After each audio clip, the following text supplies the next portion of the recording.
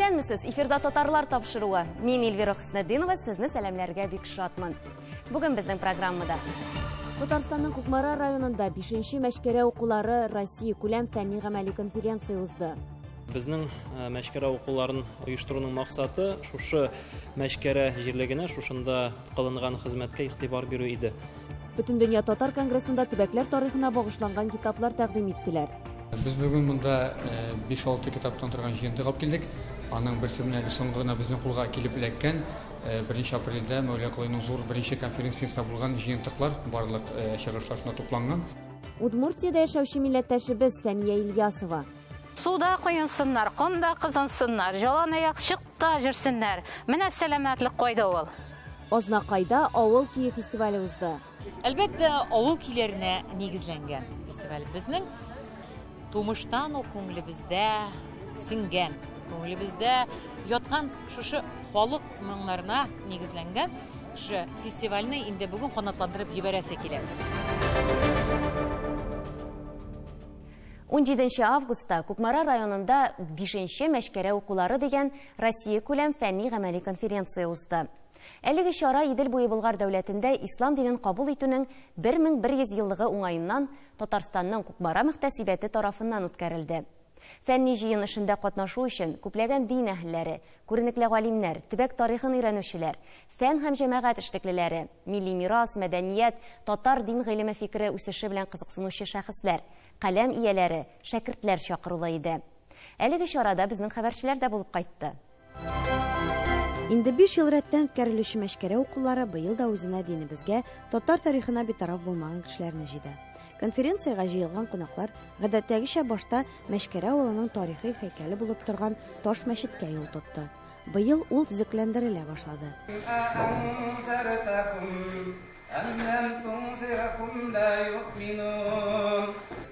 Шуннан соң бар халык әлеге мәчетне салдырган һәм гомумән заманында авылны иң бай сала итеп таныткан Үтәмешевлар нәселенең каберстанына юнәлделәр. Үтәмешевлардан ары монда башка сәүдәгәрләр дә күмелгән. Зират таш белән әйләндереп алынган. Халыкта бу урынны байлар зияраты дип йөрткәннәр.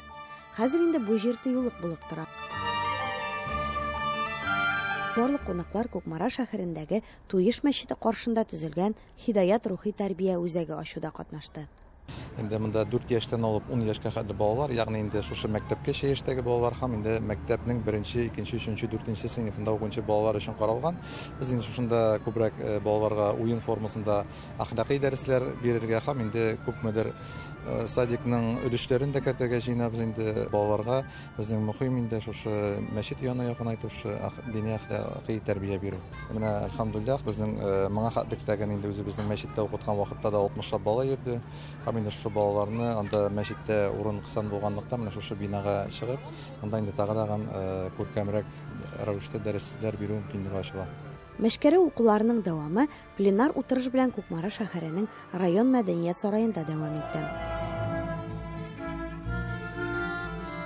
Кукмараның үзәк мәчете төзелгән вакытта Галимулла абый туган кеше ул беренче тапкыр миңа шамаиллар язарга тәкъдим итте. Шушы мәчет ачылышына. Шуннан беренче шамаиллар миңа мәчет ачылышына ясадым. Анда элем тора дип уйлыйм.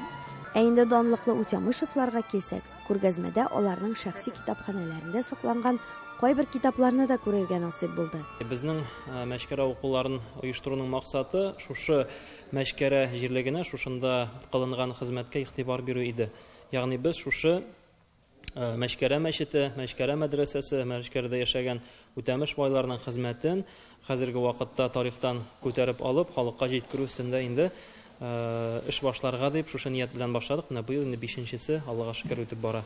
Безнең мәдәни үзәк булган мәшкәрә авылында 2 мәчет булган, 2 мәдрәсә булган. Беренче мәдрәсәгә инде бай балалары, имам балалары килеп, төрле өлкәләрдән, Оренбурглардан килеп, Сибир якларыннан килеп гыйлем алганнар.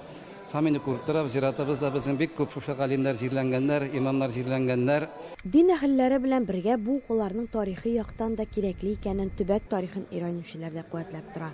Ул беренчедән безнең халыкны, шушы төбәктә яшәүче халыкны үзенең турдан-туры үзенә кагылышлы булган тарихи үткәненә карата игътибар юнәлтә дигән сүз әйме, инде үзенең тарихын белгән кеше, үзенең нәселен белгән кеше, үзенең авылын, туган төбәген яхшы белгән кеше, ул аны ярата, ул аңа карата хөрмәт, ихтирам саклый. Менә бу мәктәп балаларына, ягъни безнең яшь буынга үзебезнең татар милләтенең шәхесләрен белдерү, аларга таныту укулары бит.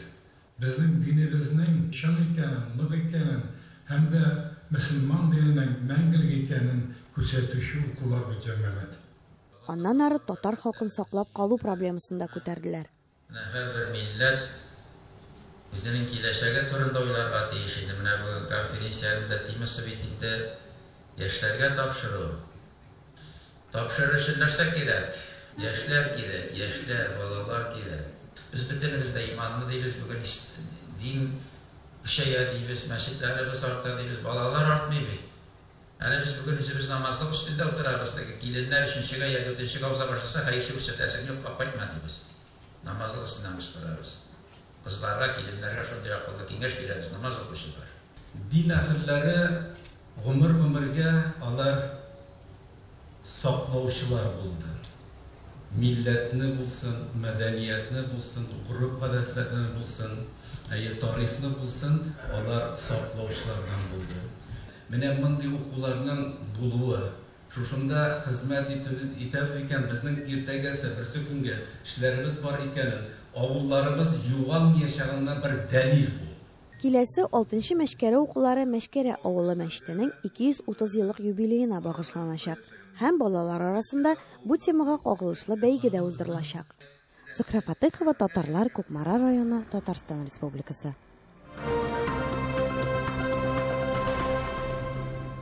Татар җәмәгатьчелегенә Самар өлкәсе һәм Татарстан Республикасының Питрәч районында нәшер ителгән тарихи туган якны өйрәнүгә багышланган китаплар тәкъдим иттеләр. Шара Бөтендөнья Татар конгрессының Татарстанның төбәкне өйрәнүчеләр җәмгыяте белән берлектә уздырылды. Тулырак киләсе сюжетта. Төбәкне өйрәнүгә багышланган түгәрәк өстәлгә галимнәр, тарихчылар, археологлар, җәмәгать эшлеклеләре, журналистлар җыелган. Чит төбәкләрдән дә катнашучылар күп. Пенза, Калининград, Кемероводан да интернет аша кушылдылар. Әлфия Халикова чарага Ташкенттан махсус килгән. Үзбәкстанда танылган милләттәшебез рәссам Шыңгыз Әхмәровны Татарстанда да күбрәк белсеннәр иде дип хыяллана. Безнең бик танылган Чингиз Әхмәровка 110 яшь, 18 августта. Ул зур рәссам, художник века дип урысча әйтәләр. Миниатюрный, восточный миниатюрны алып бара. Бик күп эшләре калды аның. Халкыбыз әнә шундый шәхесләре белән горур. Шарада Питрәч төбәкчеләре тәкъдим иткән китаплар да якташлары Мәүлә Кылыйга багышланган. Ул 17 гасырда яшәгән һәм иҗат иткән суфи шагыйрь. Аның үзе турында поэмалары, хикмәтләре тупланган китаплар басылып чыккан. Шагыйрь белән ныклап кызыксыну апрельдә узган фәнни-гамәли конференциядан соң башлана. Жыйынтык чыгардык Мәүлә Кылыйның конференциясында бу 420 битле зур масштаблы китап һәм монда 100-гә якын кеше авторның мәкаләсе Мәүлә Кылыйга һәм Питрәч районы һәм Казан артына багышланган мәкаләләр. Без китапларга түгел, аның тормышы һәм Мәүлә Кылыйга бәйле эшләр эшләнә районда һәм аның туган авылы безнең Читада эшләр турында да фикер алышып китәбез. Аның исеме белән без күп әйберләрне күтәрә таныталабыз. Менә бүгенге көндә безнең апрельдә башланып киткәннән соң аның паркы стеллы төзелүгә Кара җир ташып җыя башлады беренче катламын. Аннары бит менә 1 апрельдә Чита авылында, аның туган авылында мәчеткә Мәүлә Кылый исеме бирелде. Аннары киләчәктә, киләсе елдан музей төзү, Мәүлә Кылый музее. Эшче кадрлар кирәк булачак, туристлар җәлеп ителәчәк һәм халыкның да авылда калуына бер зур сәбәп булып торачак. Чарада Самар өлкәсендә төзелгән фәнни мемориал һәйкәл дә тәкъдим ителде. Ул Болгар дәүләтендә ислам дине кабул ителүнең 1100 еллыгына багышланган. Гомумән түгәрәк өстәлгә Самарадан бер дистә кешелек делегация килгән иде. Бүген алар Владимир Ерховның «Возвращение к истокам» дигән басмасын тамашачы хозурына чыгарды. Кызганыч автор ярты ел элек бакый дөньяга күчкән. Ул язучы, журналист һәм эзләнүче була. Әлеге китабын Болгар мирасы мәдәни тарихи фонды ярдәмендә чыгара. Шулай килеп чыкты, что элеки безнең школда качан без укыдык, шуны белые пятна были. Шуны ким дә сөйләмәде, ким дә белмәде. Шунардан интерес к этому возник. Шулай, что 500 лет у нас истории не было, что ли, на Средней Волге. И шунда мы с 90-х годах копали, и татарстанские ученые копали. И вот хазаринде никто уже не говорит, что этого не было. Сейчас все, историю признали. Авыл төбәк тарихларын өйрәнү безнең барлыгыбызны белдерү, хакыйкатьнең очына чыгуда ул. Тарихчылар еш кына кызыклы мәгълүматларга тап булалар икән. Авылларыбызның сыннан да фәләнесе елны айыр дип оешкан икән дип даталары сыннан да борынгырак килеп чыккалады. Күп авылларның тарихлары шукындыру сәясәте бит инде шулай халык сан алу бит нидән китеп шушыннан соң бит инде шилкәү кенәгәләрендә теркәлгәннән генә барып килә даталар бөтенесе. Әмәлекен сон барлыкта авылларыбыз бик борынгы.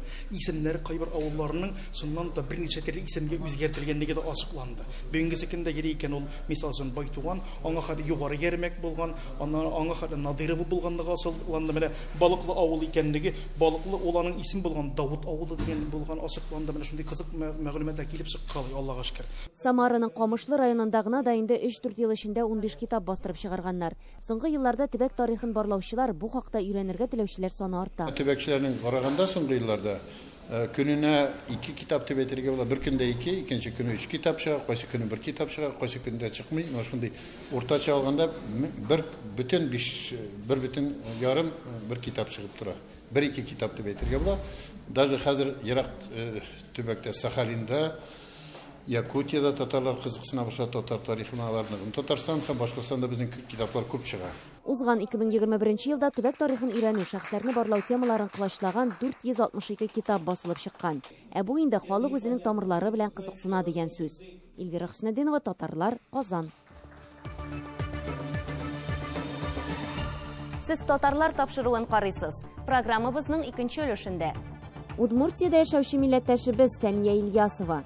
Суда коенсыннар, комда кызынсыннар, жалан аяк чыкта жүрсеннәр. Менә сәламәтлек кайда ул? Азнакайда авыл кие фестивале узды. Әлбәттә, авыл киеләренә нигезләнгән фестиваль безнең тумыштан ук күңелебездә сиңгән, күңелебездә яткан шушы халык моңнарына нигезләнгән шу фестивальне инде бүген канатландырып җибәрәсе килә. Ул кабат авыл кызы. Киләсе сюжетыбыз герое Фәния Ильясова узак еллар шәһәрдә яшәгән. Әмма туган туфрак үзенә тарта аны, кире авылына әйләнеп кайта. Урманнары, болыннары сагындырды ди. Сокланырлык җитез уңган үзе. Туган авылы тарихын да барлый башлаган, дару үләннәре җыя, кул эшләнмәләре белән дә мавыга умарта тота. Тулырак киләсе сюжетта.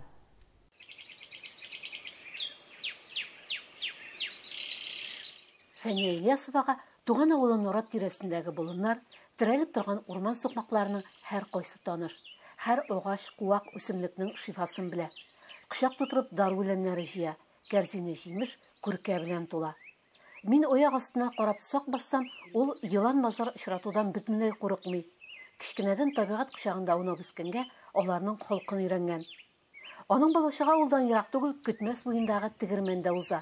Урманнан чыгып, шунда юл тотабыз да. Тегермән инде күптән юк, әмма ул урын Фәния Ильясовага кадерле. Шуңа да тарихында барлык. Данлыклы Хисмәт тегермәне 19 гасыр азагында төзелгән. Аны төзүче кеше Нарат авыл кешесе, Нарат авыл бае Расулов Хисмәт булган. 1947 елны тегермәнгә Казаннан гидрострой оешмасы килеп, төзи башлайлар электр станциясе. Электр станциясе төзелеп бетә 49 елда. Ул бөтен 9 буйга ут бирә инде. Минем әти Николаев Ксенофонт Иванович 1951 елны сельстрой оешмасы белән Әгерҗе районына эшкә килә. Ул Шаршадыда, Красный Борда үтәгәндә электростанциялар тоже төзиләр. Соң кызыксына соң өйрәнә башладым. Истәлекләр белән уртаклашырлык өлкән буын китеп биткәч дип уфтана. Лаеклы ялга чыккач, ире белән ижауны калдырып, Норатта йорт салалар. Һәм Фәния Ильясова кабат авыл тормышына чума. Сап-сары бүрәнәләрдән салынган йортының икенче катында музей почмагы ясап куя. Күп экспонатлар тегермәннән кайткан. Кулындагы үлчәү 1879 елга карый. Борынгы экспонатларны булдыра алганча үзе реставрациялый. Юа, тимер булса күгәргән урыннарын чистарта, буявын яңарта. Гаҗәеп кызыклы табылдыклар бараның мөзе пишмагында. Biz уйлайбыз инде, мамонт сөяге микән, төгәл белмибез. Бу тез шашысы дип атала инде. Тез шашысы шул хайванныкы. Менә ул ничә ел буе жаткан, җир астында су жуып чыгарган аны. Көтмәс буенда әтисе турында башлаган истәлекләрне өйдә дәвам итәбез. Фәния Ильясованың бабасы да тегермәнче булган. Әтиемнең яшь чагы нык хәле семьяда әти туа, аларның үз тегермәннәре була. 31 елны бабай Николаев Иван Николаевич тормышчыдан һәм аның абыйсы Николаев Захар Николаевич ике бер туганны сөргенгә сөрәләр Свердловск өлкәсенә. Әти безнең 41 елны сугышка китә. Ул элемтәче була. Әти инде исән-сау әйләнеп кайта, Аллага шөкер. Истәлекләрне барлыйбыз, әйдә башны әйләндереп дары үләннәре исә аңкый. Һәм инде алар белән дә кызыксынмый мөмкин түгел. Шифалы үләннәр турында Фәния Ильясова мавыгып сөйли. Махсус әдәбият укып белемен арттыра. Яз көне җыябыз, аннан соң җәй көне, көз көне җыябыз тамырларны. Сентябрь, октябрь айларында дары үләннәрне ярып Нурат чыршы күркәләре, кабырчыклар, агач тамырлары кайта. Алардан Фәния Ильясова картиналар иҗат итә, кул эшләнмәләре ясый. Ишек алдыда тотар чәчәктә, ә бакчасында умарта яллары. Кичкә авышты, кортлар тими. Тыкымы буенча да тынычлар дип мине дә ияртә. Бергәләп кәрәзләрне тикшерәбез. Быел балуңышы әйбәт дип куана Хуҗабикә. Әле без көтәбез балның җитешкәнен. Бу кортлар эшләйләр әле. Әле медозвор бар. Әле безнең тигәнәк чәчкә ата, әле тигәнәктән алып кайталар. Мин Фәния Ильясованың дәрманына, җитезлегенә, күп кырырлыгына сокланам. Авыл кабат үз мөхитенә, табигать кочагына кайтуына куана. Туган туфрак үзе дәва ди. Күбрәк бал ашасыннар, үләннәр ичсеннәр, безнең дары үләннәре бик күп. Суда коенсыннар, комда кызынсыннар, җалан аяк чыкта җирсеннәр. Менә сәламәтлек кайда ул? Әгерҗе районының Фәнзилә Салихова, татарлар.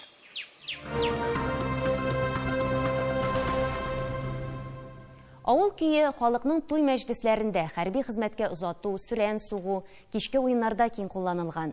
Халкыбызның бу төрдәге җырларны тальян, баян, скрипка кебек уен кораллары белән башкару хәзердә актуаль.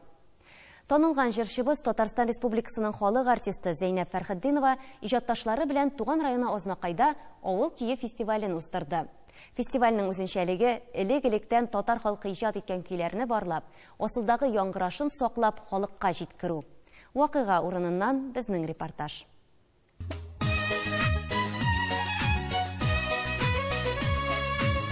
Халык язган көйләр көтәбез инде. Матур-матур татар җырлары көтәбез. Зәйнәпнең моңына кушылып, моңланып торабыз. Барыбызга да бәхетле булырга язсын. Болыннарда җырлар, елгада су керүләр, барсы да искә килде. Менә бөгелмәдән йөгерә килде. Менә аның һәр кешенең үзенең аерым моңы була, үзенең барыбер үзенә генә хас ни була. Менә шуның белән җырлагач барыбер үзенчәрәк килеп чыга инде ул. Бик матур булыр иде шушы көйне яңартып җибәрсәк. Зәйнәбе безне бик яратабыз, үзебезнең кызыбыз булганга күрә. Тавышы да матур, үзе дә матур дигән сыман, бик шуңа сәгать итә килеп утырган. Авыл кеше, авыл турында булгаштан инде ул безнең барыбызга да якын бер матур әйбер булыр дип уйлыйбыз инде. Чөнки чынлап та Азнакай ягы ул моңга бай. Минем янымда гармонда оста уйнаучы Шәйт абый. Шәйт абый менә юкка гына килеп утырмагансыздыр сез бу фестивальгә. Күңелегездән инде хисләр. Хисләр бик яхшы. Зәйнәпнең менә шушындый темага концертлар оештыруы 5 ел элек тә караган идек, бик матур булган алында үткәрде. Шушындый темага үткәрүе бик күңелле хәт. Сез умартада тотасыз инде. Умартада тотабыз, менә умартага балап чыккан. Гармон уйнагачтан умарта күбрәк бирмәймисең балына? Бирә. Ой, менә каян белеп әттегез аны. Ишкенә умарта бик важный бирде. 2 бетон толды. Толда гына клопникада үсә. Менә шулардыр инде авыл көе. Миллилекне саклап, шушы безнең тирән моңнарыбызның нәк безнеңчә башкарылырга, нәк татарча яңгырырга тиешлеген тагы да менә шушыны саклап, җыеп, барлап, аны киләчәккә яшьләребезгә калдырасы килә. Авыл көе фестивале Азнакайда старт алды. Аны халык якын итәрме? Итәр, чөнки анда танылган артистлар, музыкантлар һәм юмор осталары булачак. Иң мөһиме, бу фестиваль башта Татарстан районнарында йөрсә, аннан соң инде татар кайда яши, аның канаты җәйләшәк. Беренчедән, Зәйнәп ул безнеке, ул безнең горурлыгыбыз. Гомумән, андый тавышлы, андый моңлы, андый көчле артист Татарстанда берәү генәдер дип исәплибез. Һәм инде менә үзенең юбилеен Азнакайда башлау белән тагын бер кат горурланабыз. Һәм инде бу концертка менә күрәсез, күпме халык җыелган. Бу инде безнең Зәйнәпкә мәхәббәтебез. Азнакай, исәнмесез? Менә башладылар да инде.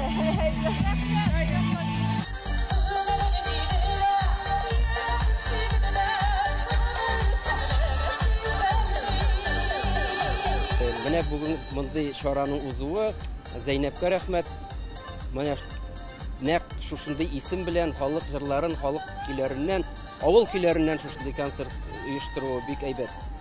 Чөнки ул безнең үзе иң халыкчан, иң моңлы җырчыларыбызның берсе. Хәтта менә Фән абыйның килүе дә шушы концертка җәм өстенә җәм булып тора. Халыкта ни дисәңездә, халык бит ул сагына авыл көйләрен, авыл такмакларында, озын җырында, моңлысында бөтенесе дә кирәк безнең халыкка. Менә бу шушы моңның кайтуы, җырларның, халык җырларының, урам көйләренең, табын көйләренең кайтуы минем өчен инде күңелгә шул хәтле рәхәтлек бирә. Инде мин ялгыш юлда йөрмәгәнмен икән дигән хис туды бүген килгәндә. Гомер буе мин шушы тугры булдым. Илһам абыйны, Әлфия апаны, Фәридә апаны, Габдулла Рәхимов һәм башкалар моңлы җырчылар, үзләренә генә хас тавышлы җырчыларны тыңлап үстем мин. Менә шуларның нәтиҗәседер. Рәхмәт аларга. Алар менә шулар саклап алып бардылар. Без дәвам иттек. Бездән соң да менә шул безнең күп дәвам итүчеләр булсын иде дигән теләк инде миндә.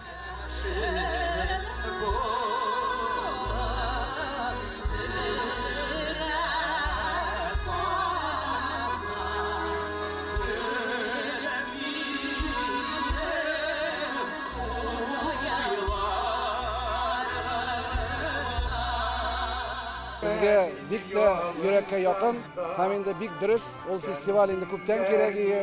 Менә күрә шушы фестивальне тагын да икенче елларга тагын да аларак иттереп, тагын да зуррак иттереп, олап үткәрергә кирәк.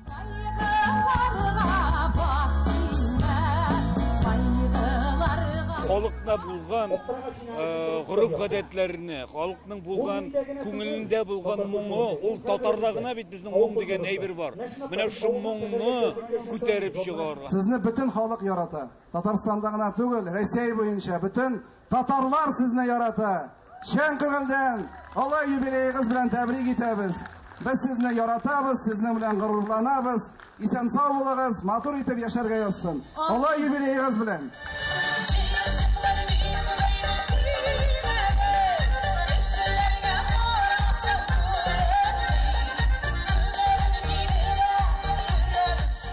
Ләйсәнә Садретдинова, татарлар, Азнакай шәһәре, Татарстан Республикасы.